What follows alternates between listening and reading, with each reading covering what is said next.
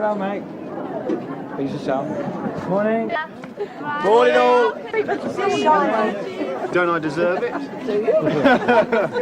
I'll tell you later about that. Morning. Morning. Morning, dear. Morning. Morning. You were wonderful last night, honey. But I won't tell anybody else. Morning. Morning. Morning. Butlins. Not everybody's idea of the way to spend a holiday, but it's still the idea of over 1 million of us each year. It's not for the gourmet or the aesthete, it's for the family who want simply to pay up and be fed and entertained for a week or a fortnight without having much to think about. And while they're here, their guides, comforters and friends are the Redcoats. This is Jane's first season. Like the rest of the Redcoats, she's having as good a time as any of the campers. It's got to be enjoyable. On a Redcoat's pay, nobody's in it for the money. Now, what actually made you become a Redcoat in the first place? Well, I heard about it. I'd never been to a camp before or knew anything about it, but I heard about it through some friends of mine who had been Redcoat, and it sounded like fun. And at the time, I wasn't, in fact, working, and I thought I'd try it and see. Has the prophecy been fulfilled? Oh, absolutely. It's been terrific. Which are the elements of it, then, which you found most fun up to now? Variety. I've had a chance to try all sorts of things out, trampolining with the kids and everything I haven't done before, meeting lots of new people, a lot of show business personalities, which is great fun because they're all crazy. You say meeting new people, that presumably applies mostly to the campers. And the Redcoats, and all the management and the people who come down working here just for the weeks. You, as I understand it, have got an ambition to be a singer, or certainly something in show business. Are you finding That's that right, yeah. what you're doing here is actually helping to fulfil that ambition? Yes, terrifically. It's building up my confidence and personality, I suppose, as a person, working with people all the time. And I get a chance to work in the theatre, in different bars, with different bands, so there's a lot of variety of entertainment as far as that goes. It's a pretty strenuous sort of day, though. How does it start? Starts by getting up at 8:15, ready for breakfast by 9:15. And that's when you actually start welcoming the campers into breakfast, 9 o'clock in the morning. With a cheery smile. Yes. Morning, folks. Morning, all. All right. Are you happy? A lovely day. Now, it's 20 years since I last wore a Butlins uniform, and in that 20 years, doubtless there have been a few changes. Doubtless, too, a few things have remained the same. I've come to Butlins at Clacton just to find out what remains the same, what's changed. One thing's for sure, that you have a choice of what you do at Butlins. You can have a strenuous day or a quiet day. But whatever kind of day you want, you're bound to need a good breakfast to start. Can you imagine 3,000 fried eggs laid end to end, or 3,000 kippers nose to tail? It's what you could find here on any day in the height of the season. And this is where only half the campers have breakfast. Another 3,000 are catering for themselves. Fueling up for the day's events were Ken and June Thompson from Corby, with their children Nicola and Anthony. All my mates at work have been on and on and on about Butlins, so we thought we'd give it a try. And I haven't been disappointed.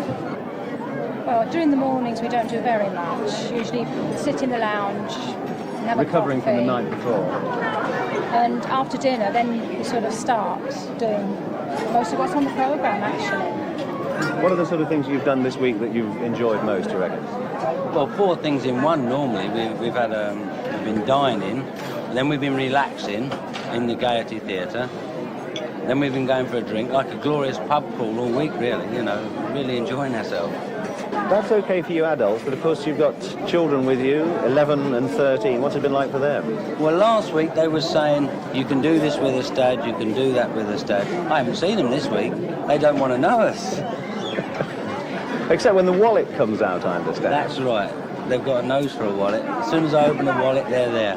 One of the things that's been notably absent during this particular week is the sunshine. Have you missed it? Not really, no. Not at all. What's compensated for its absence then? So many of the indoor things have been going on. I mean, yesterday we were doing pop mobility, you know, exercises to pop music.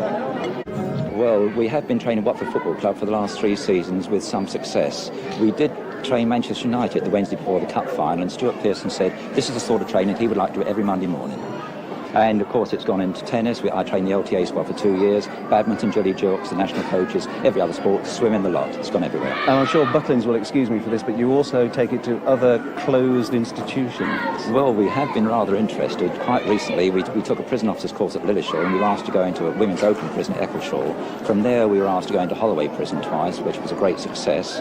And recently, we've been to the girls' Borstal, which, although was a little bit hairy at first, the girls were fantastic, and you get the remarks afterwards, do come back during the next 3 months because I get out then. There've been some changes since my time as a photographer at Skegness in 1959. Among other things, I used to help out with Butlins Movie News, a film of the week's events which featured the campers themselves and which they used to see on Friday night before going home. And that's one of the changes. Movie News is no more. Well, boys and girls, mums and dads, good afternoon! That was lovely. Well, good afternoon, boys and girls, mums and dads, and welcome now to your Bonnie Baby competition. Hello, Mum. Hello. What's his name? It's a little girl. Oh, little girl. What's her name? Jerry. Jerry? Jerry. Oh, and how old is she? 11 months. 11 months, there you are. Very nice indeed. And, hello, Mum. What's her name? Donna. At a holiday camp, there's a competition to suit everybody. How knobbly the knee, how glamorous the granny. The champions change week by week, but the contest remains the same. Uncle Ron presides over the bouncing babies. He's been the children's entertainer for 20 years. Now, it's actually 20 years since I last wore a Butlins uniform in anger. I've seen a few changes in that time, but presumably you've seen even more, because 20 years is a generation ago. It is. As a matter of fact, what I do now for, say, 8, 9 and 10-year-olds, these are the age groups now. They've so advanced so much that the stuff that I did say for 5-year-olds then, I can't use at all because it's, well, only for little ones. But they advanced so much. Now the stuff that I do for the 8s and 9s, I've got to do for 5s and 6s. It stands to reason if you're having so much fun then, you intend to carry on.